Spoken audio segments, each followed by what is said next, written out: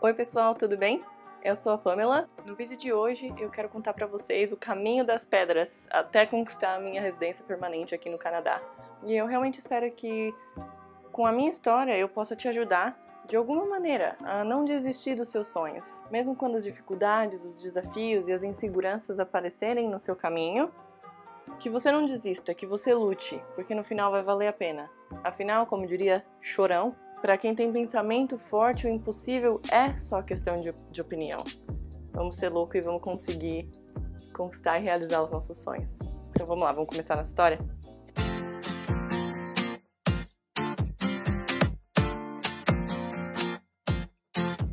Se vocês viram o vídeo que eu fiz com o Adriel sobre como a gente chegou no Canadá, se você não viu ainda, eu vou deixar o link na descrição para você ver.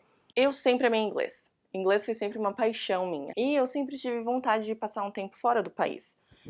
Mas pelo fato das músicas e dos filmes, tudo que a gente recebia de inglês, pelo menos no Brasil, né, vinha dos Estados Unidos, era pra lá que eu queria ir. Eu só pensava nos Estados Unidos. Eu nem conhecia sobre o Canadá naquela época.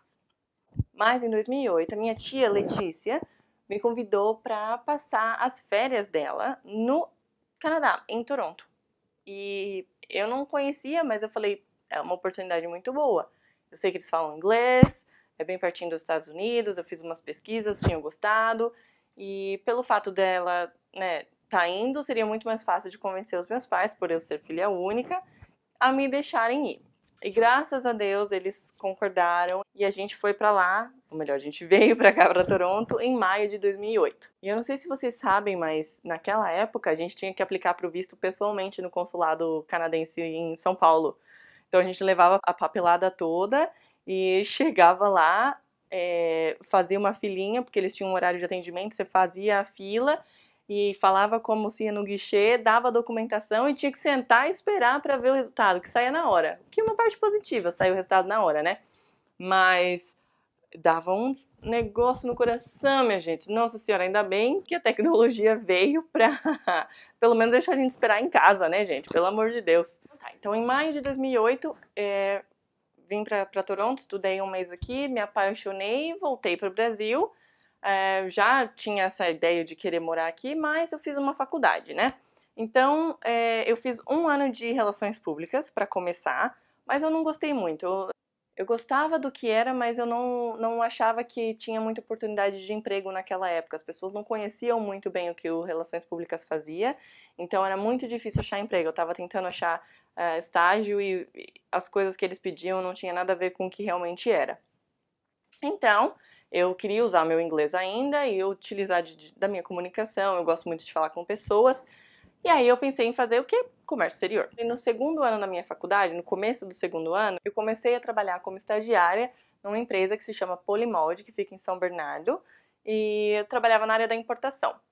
Era muito legal, trabalhei lá por 2 anos e aprendi muito, utilizei muito do meu inglês, mas eu recebi a oportunidade de participar do processo seletivo de uma multinacional que muita gente queria trabalhar, inclusive eu. Era um sonho meu trabalhar naquela empresa. E aí eu fiz o processo seletivo, que foi 3 etapas, e passei. E aí no último ano da faculdade, em janeiro de 2013, eu comecei a trabalhar na Mercedes-Benz. Pois é, e eu fiquei muito feliz em começar a trabalhar na Mercedes. E aí o próximo passo, óbvio que veio na minha cabeça, era o que? Conseguir a efetivação. Mas muita gente sabe como é difícil conseguir efetivação numa empresa dessa, né? É muito grande, eles contam com muitos estagiários todo ano, e não é sempre que abre uma vaga para contratar um desses estagiários para ser efetivo, né? Porém, eu recebi uma proposta de efetivação. No final do meu estágio, eu recebi essa proposta, mas eu não conseguia me enxergar naquela situação, naquele ambiente, sabe, tentando subir a escada corporativa. E é muita politicagem, são muitas horas trabalhadas, são muitas horas dentro do escritório, para quem sabe conseguir uma oportunidade de subir de cargo. E eu não estava feliz, porque eu sempre tive um espírito livre, eu acho, que eu diria que é isso, assim, eu sempre fui muito espontânea, sempre gostei de fazer coisas diferentes, eu gosto de falar com pessoas, eu não gosto de rotina, não gosto mesmo de fazer as mesmas coisas todos os dias. E essa história, então, de acordar cedo, oh meu pai do céu, porque eu sou o que eles chamam de night owl aqui, né? Eu realmente sou uma corujona, não consigo dormir cedo, realmente eu funciono melhor à noite, e acordar cedo pra mim é um sacrifício. Qualquer horário antes das 10 é muito cedo pra mim. Então, trabalhar em escritório, nesse ambiente corporativo, e exigir que eu fizesse isso, e é uma coisa que eu realmente não gosto. Então, quando chegou o final do meu estágio, que eu recebi a proposta para ser efetivada, e era um salário de quase 4 mil reais, se eu não me engano, na época, para muitas pessoas esse é o resultado ideal. Depois de tanto esforço de ter feito a minha faculdade e conseguido um estágio na Mercedes, numa empresa tão boa, cheia de benefícios, um salário bom, qualquer um ia querer isso, né? E na minha cabeça, a única coisa que eu conseguia pensar era: por que que eu só consigo pensar em ir pro Canadá? Por que que eu não posso querer isso, não posso aproveitar isso? Por que que eu não posso estar feliz? Muita gente que eu gostaria de ter isso e eu tô aqui pensando que eu tô triste, querendo outra coisa. Quão ingrata que eu sou. Não é possível, meu Deus, não é possível. Será que realmente vale a pena largar tudo isso aqui depois de tanto tempo de estudo, de dinheiro gasto, de tempo gasto para fazer a minha profissão aqui no Brasil, largar tudo e ir para o Canadá para trabalhar em subemprego, que é o que imigrante faz, né? Vai para o Canadá, para os Estados Unidos, para qualquer lugar e vai o quê? Lavar privada? Vai fazer coisas que ninguém quer fazer. E o que hoje eu vejo quão ridículo é, mas enfim. Eu conversei com os meus pais e eu falei o que estava acontecendo na minha cabeça e aí eu comecei a pesquisar quais eram as minhas opções. Realmente, eu conseguia me encaixar em algum programa de imigração para vir para o Canadá. Só que com salário de estagiário, vocês sabem, né? Estagiário ganha muito pouco no Brasil. Eu tinha que pagar minha faculdade, tinha que pagar pagar os custos de comida, essas coisas, e transporte. Ou seja, não sobrava muito para poder guardar dinheiro, né? Então eu não tinha muito dinheiro guardado. Além do que, todos esses anos estudando, eu trabalhei como estagiária. Então eu não tinha experiência de trabalho full time, que é o que eles normalmente pedem quando você vai fazer a sua aplicação para residência permanente, né? Ou seja, eu não me encaixava em nenhum programa. A única coisa que eu poderia fazer é vir estudar aqui no Canadá e fazer o que eles chamam, né, o Canadian Experience Class, que é ter a experiência de trabalho aqui por um ano e depois pedir a residência. Porém, como eu não tinha muito dinheiro, naquela época, a minha sorte, para você ver como as coisas acontecem do jeito que tem que acontecer, eles ainda tinham um programa de estudo e trabalho para fazer inglês. Ou seja, você estudava um período e ganhava o mesmo período depois para trabalhar. Não precisava ser o college como é agora. Só college, você não tem mais isso com inglês, né? Ou pelo menos um que eles chamam de profissionalizante, né? Que são mais caros, são programas mais caros. Então, eu lembro que o programa ia deixar de existir em 2014, no começo de 2014, e isso era final de 2013, enquanto eu estava tomando essa decisão. Foi aí que a internet, o mundo maravilhoso da tecnologia me ajudou, que eu encontrei uma consultora de imigração. Primeiro eu falei com uma que realmente destruiu os meus sonhos. Ela não sei nem por que ela faz isso, o trabalho dela não devia ser esse. Que ela simplesmente virou pra mim e falou: você é muito jovem, você não tem dinheiro guardado, você precisa de muito dinheiro guardado e precisa estar na conta por 6 meses, sem mexer. Você precisa de trabalho, você precisa ter experiência de trabalho, ou seja, você precisa ficar pelo menos mais uns 2 anos aqui no Brasil para trabalhar full time para você ter experiência, lá, ou seja, basicamente não ia conseguir. Não é pra você, desiste. Fiquei decepcionadíssima, mas os meus pais falaram: não desiste, procura mais gente, ela não é a única pessoa. Foi onde eu encontrei uma consultora de imigração que mora aqui no Canadá já, e ela assim transformou a minha vida, porque ela me deu várias opções e a gente acabou optando por um plano e a gente fez esse plano todo, que seria: como eu não tinha um valor disponível para investir muito alto, estudar inglês por 3 meses. O valor era bem baixinho.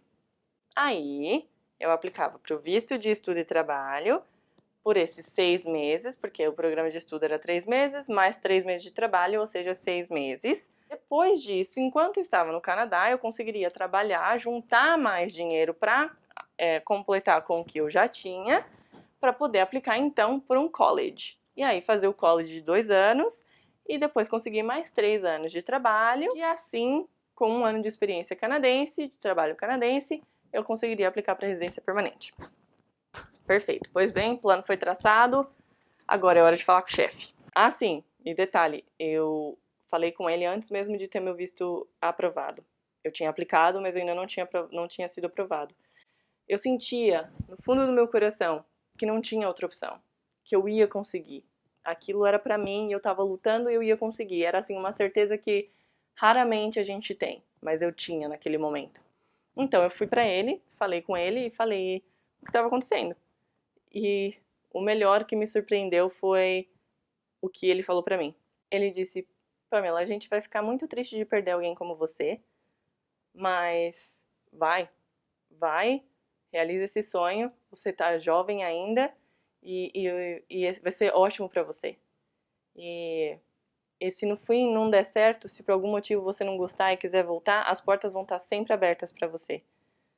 Embora eu acho que você não vai voltar, ele falou, saiba que a gente vai estar aqui se você precisar. E ainda me deu uma carta de recomendação. Então, gente, eu não poderia ter esperado um resultado melhor. E foi aí que eu senti ainda mais que aquilo realmente era o que tinha que acontecer na minha vida. Então, eu consegui o visto em dezembro de 2013 e embarquei para o Canadá em fevereiro de 2014. Porém, o que ninguém me contou era que conseguir o visto do Brasil, sair do Brasil, deixar a família, deixar tudo, arrumar as malas e embarcar para o Canadá, não era a parte mais difícil. O difícil mesmo seria o que a gente ia ter que passar e se superar aqui no Canadá. Eu estava muito idealizada, assim, sabe, o que seria a vida aqui. Eu esperava que fosse difícil, mas quando a gente chega aqui e vê os desafios, quer ver? Vou contar pra você, vamos enumerar os desafios que eu consigo pensar agora. Quando eu vim pro Canadá, eu tinha um namorado de 8 anos que veio comigo. E o plano era, os dois fariam o curso de inglês, e depois, quando fosse para reaplicar para a extensão do meu visto, a gente faria a união estável, ou casaria aqui no civil, e aí conseguiria o visto de estudo para mim, o visto de trabalho para ele, e assim a gente continuaria até conseguir a residência para os dois. E o primeiro desafio foi, desafio número 1, porque eu já tinha vindo para cá, eu conheci uma pessoa, e essa minha amiga deixou a gente ficar na casa dela até a gente encontrar o nosso apartamento. Então a gente não gastou nada para essas primeiras semanas. Porém, porque a gente não estava pagando e estava ocupando espaço na casa dela, a pressa era muito grande de conseguir um apartamento. Só que ninguém tinha me dito quão difícil era para conseguir alugar um apartamento quando você é recém-chegado. As documentações que eles pedem são muitas. E você não tem da onde tirar essa documentação. O que eles pedem é o seu histórico de crédito, que seria se você tem um cartão de crédito e quanto você gasta no cartão, se você é controlado, essas coisas. Eles marcam os seus créditos. E uma carta de um empregador dizendo que você trabalha e quanto você ganha. Porque o que eles querem saber? Se você tem dinheiro para pagar o aluguel e se você paga em dia. É basicamente isso. Mas a gente não tinha acabado de chegar, fazia 1 semana que a gente estava aqui. E aí a gente tentava alugar e ninguém queria alugar apartamento pra gente. Ninguém.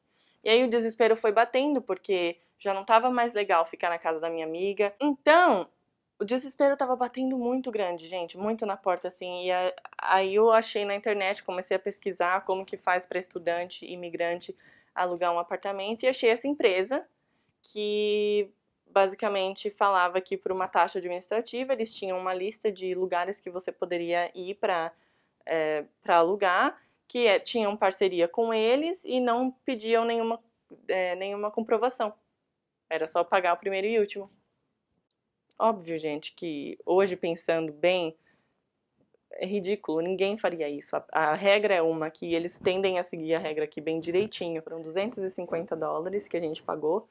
E no fim, eu fui até esse escritório e aí depois peguei essa lista, realmente eles dão uma lista, fui nesses locais e eles pediram as mesmas documentações. E aí eu falei que tinha pegado dessa empresa, mas não tinha logo, não tinha nada no papel. Eles falaram, não, nunca ouvi, nem ouvi falar dessa empresa.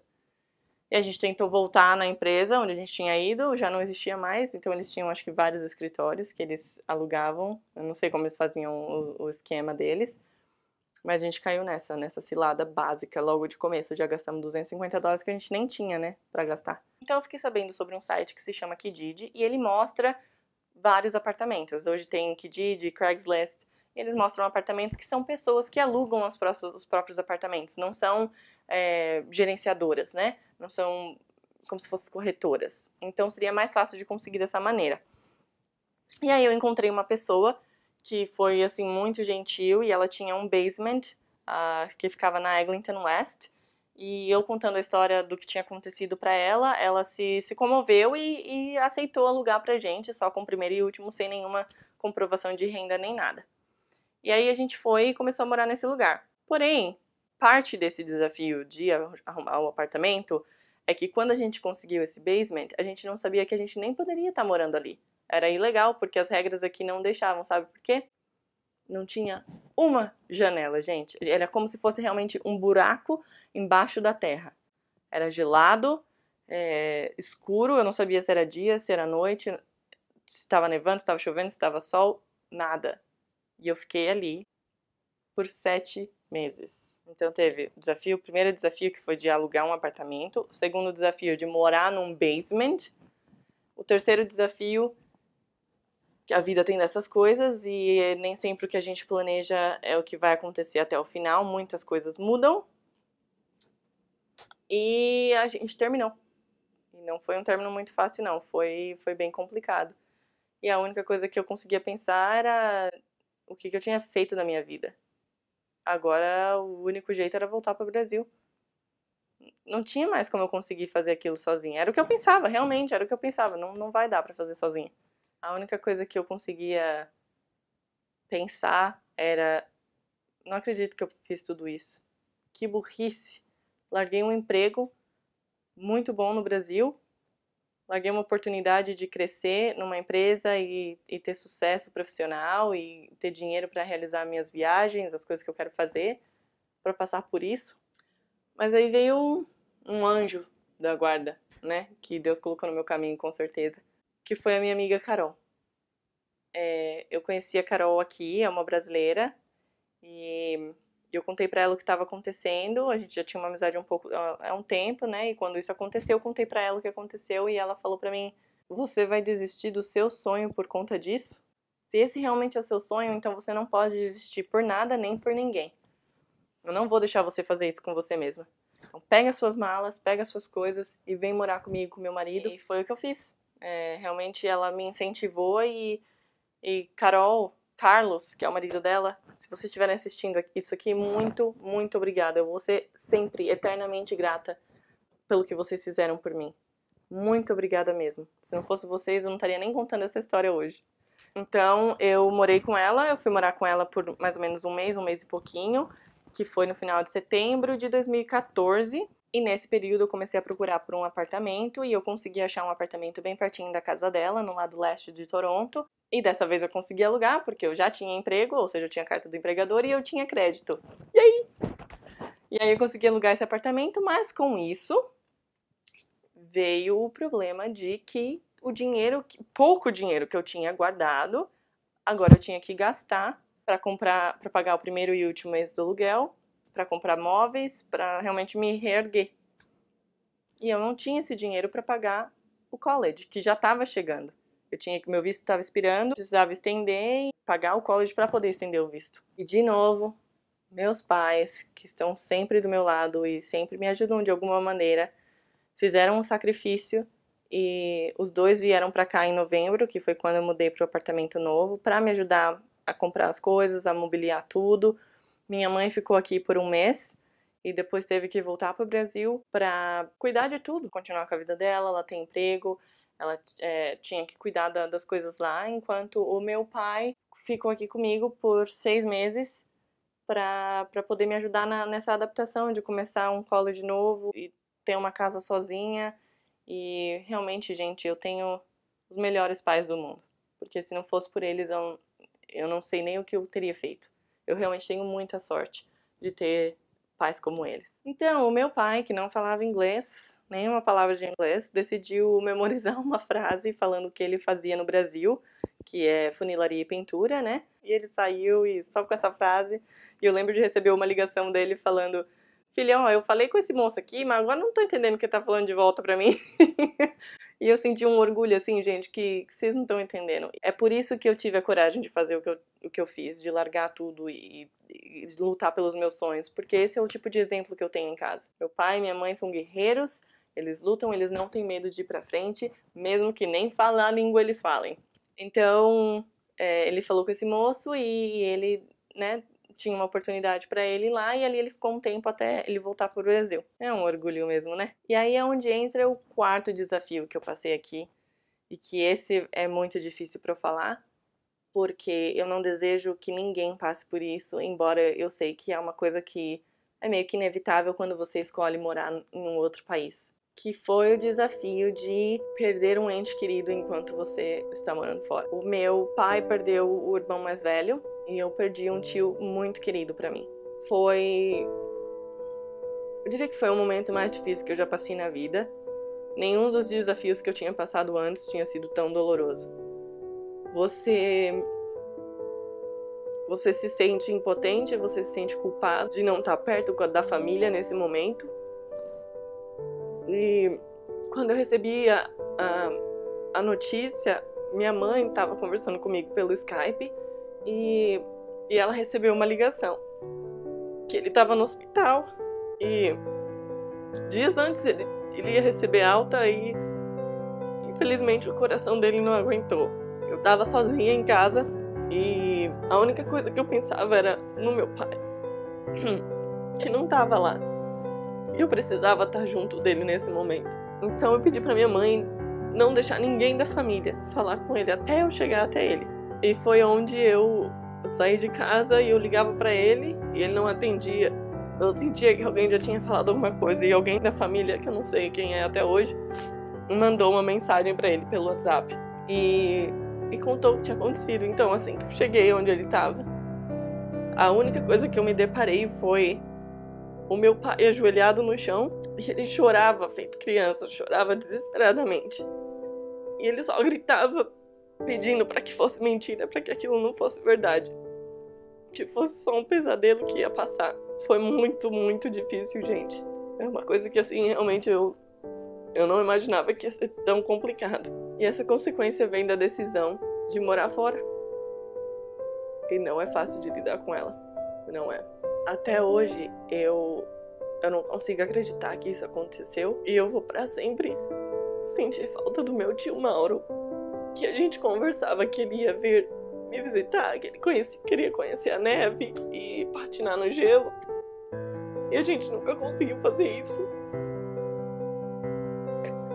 Eu espero que ele esteja olhando agora e vendo o que eu conquistei e sabendo que eu queria muito que ele tivesse vindo pra cá.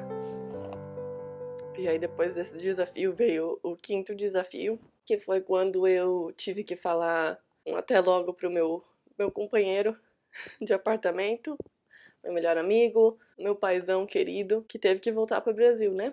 Chegou a hora dele ir, voltar pra minha mãezinha, voltar pra vida dele, pra família dele. E é por isso que eu sou tão grata aos meus pais. Muito obrigada, papai e mamãe. Eu amo vocês demais.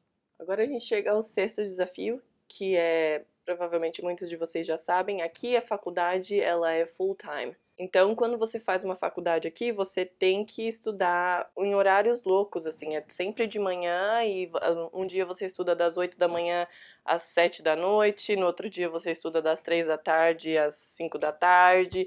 Você não tem muito um horário fixo que nem é no Brasil. Então, fica muito difícil para você conseguir trabalhar enquanto você estuda, mas você precisa pagar suas contas. Então a única maneira que eu encontrei de fazer isso foi trabalhar na indústria de restaurantes e bares. Eu encontrei esse bar que um amigo meu conhecia o dono, comecei a trabalhar lá como server e bartender, e graças a Deus que eu encontrei esse lugar, porque foi com ele que eu consegui pagar as minhas contas e consegui juntar dinheiro para pagar os 2 próximos semestres. O sétimo desafio é um desafio que vem com uma conquista muito grande. Acho que muitos de vocês já sabem que eu casei com um canadense, mas não foi uma decisão muito fácil para mim, não. Não foi mesmo, porque a gente se conheceu em janeiro de 2016. A gente, depois de 2 meses namorando, eu conheci os pais dele e ele fez um Skype com os meus pais. Depois de 9 meses que a gente tava junto, a gente decidiu morar junto. Com 1 ano juntos, ele me pediu em noivado e depois de 1 ano e meio a gente casou. Então foi tudo muito rápido e eu morria de medo das pessoas pensarem que eu só tava com ele por interesse, que eu só queria minha residência permanente, e não era isso, não era isso.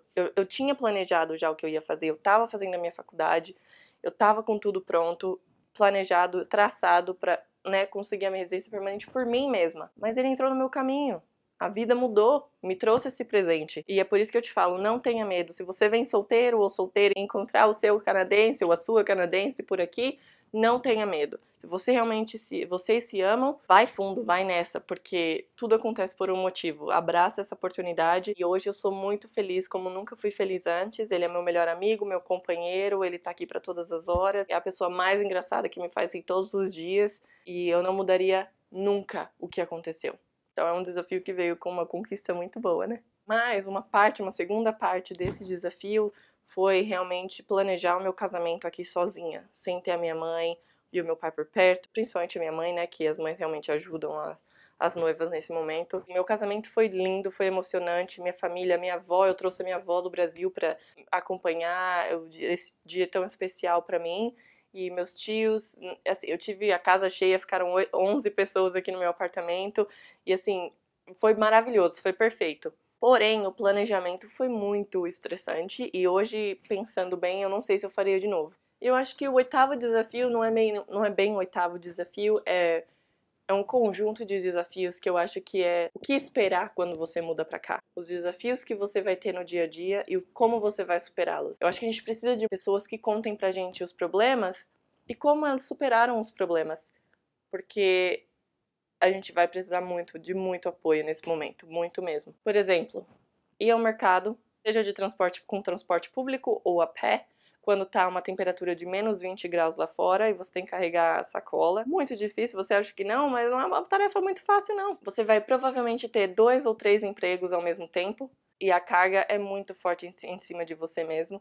Quando você não tá trabalhando e estudando ao mesmo tempo, que no Brasil eu sei que a maioria das pessoas faz, mas quando você tem um schedule fixo é uma coisa, quando você tem que mudar o tempo inteiro, o seu corpo não acostuma fácil. O QI, quem indica, é tão importante aqui quanto é no Brasil. Por isso, conheça pessoas, fale com todo mundo, conte a sua história, fale o que você está procurando, porque foi assim que eu consegui todos os meus empregos aqui. É muito, muito importante. Eu trabalhei em bar, mas eu também trabalhei numa escola de inglês como coordenadora de eventos, eu trabalhei numa fundação de impostos, eu trabalhei lá porque eu conheci essa pessoa no bar que eu trabalhava e ela me deu a oportunidade de trabalhar como coordenadora de eventos lá também. Trabalhei como importadora aqui em uma empresa que eu também conheci o moço através do bar. Ele era um cliente e me contratou. E também trabalhei como design de interiores e hoje trabalho como gerenciadora de social media. Tudo isso foi através de quem eu conheço, gente. Então, assim, é muito importante. Você não tenha medo de conversar. Esquece se vai errar inglês. Você consegue. Vai em frente, fala com todo mundo. Quem não comunica se estrumbica. Essa é a palavra? Ah, não. A frase. Escolher o bairro onde você vai morar faz toda a diferença. Porque se você for uma pessoa muito energética, que gosta de sair, gosta de ir pra bar ou, né, de ter várias atividades pra fazer, você precisa de um bairro que tenha essas coisas perto. Porque você não quer ficar gastando com táxi ou passar horas num transporte público. E o contrário também funciona. Se você é uma pessoa mais calma e morar numa agitação dessa, você não vai ficar feliz. Então, conhecer todas as áreas da cidade é muito importante. E escolher bem onde você vai morar. Porque ninguém quer se amarrar num contrato de 1 ano de aluguel e não tá feliz, não é mesmo? Passar por perrengue, pra que isso aí? Aqui tem muito lugar brasileiro, você encontra produtos brasileiros muito facilmente aqui. Então, a saudade bate, mas é só das pessoas, porque que você consegue sim achar coisas do Brasil. Mas aí entra um outro ponto, que seria, leva um tempo para você se acostumar com a cultura canadense, com as comidas daqui, mas eu diria que o importante é você tentar. Não fica só porque você tem acesso às coisas brasileiras, não fica só focando nisso. Realmente tente se incorporar na cultura. Isso vai fazer o seu processo ser muito mais fácil, a sua adaptação ser muito melhor e você ficar muito mais feliz aqui. Afinal, você escolheu vir pra cá, né? E não continuar no Brasil. Fazer amigos brasileiros aqui é muito fácil. principalmente porque tá todo mundo no mesmo barco e a gente tende a se unir muito facilmente. É tipo um Big Brother Brasil, só que na vida real. Quando você passa pelas mesmas dificuldades, você tende a se conectar com as pessoas muito mais facilmente. Tente também fazer amigos canadenses. Amigos que moram aqui, que não vão sair. Porque o que acontecia muito comigo no começo era eu me juntava com brasileiros e muitos deles voltavam para o Brasil. Porque isso aqui não é fácil, gente. Não é qualquer um que fica. Então eu sempre tinha que dizer adeus. Ia ao aeroporto e falava tchau para as pessoas que eu me aproximava muito. E quando eu comecei a fazer amigos canadenses, isso melhorou muito, porque agora eu tenho uma raiz, eu tenho pessoas que eu posso contar quando eu preciso. O canadense não é fácil de fazer amizade, ele não é tão aberto quanto o brasileiro.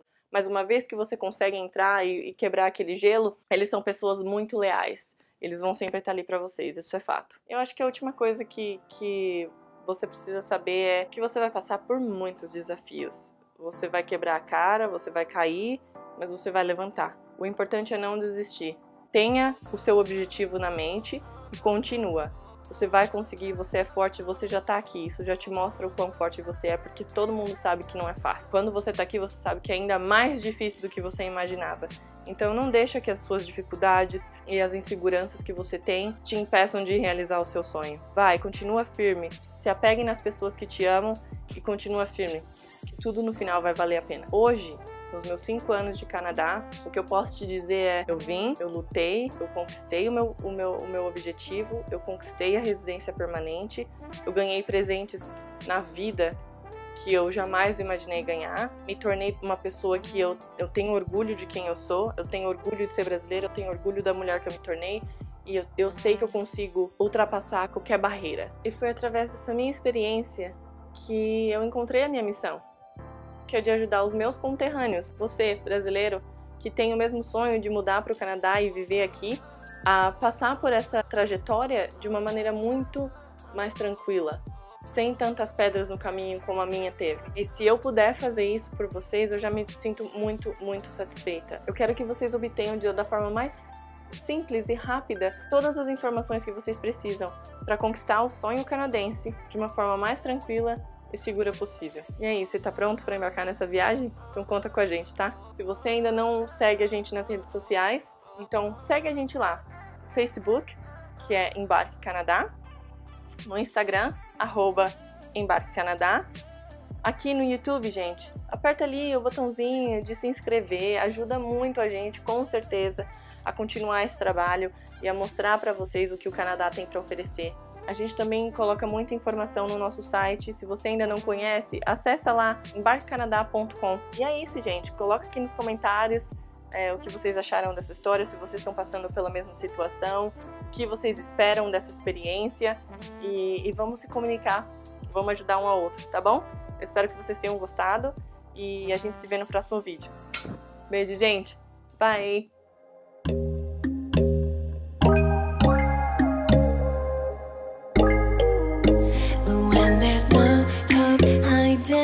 Chance concealing what deep down I felt for you.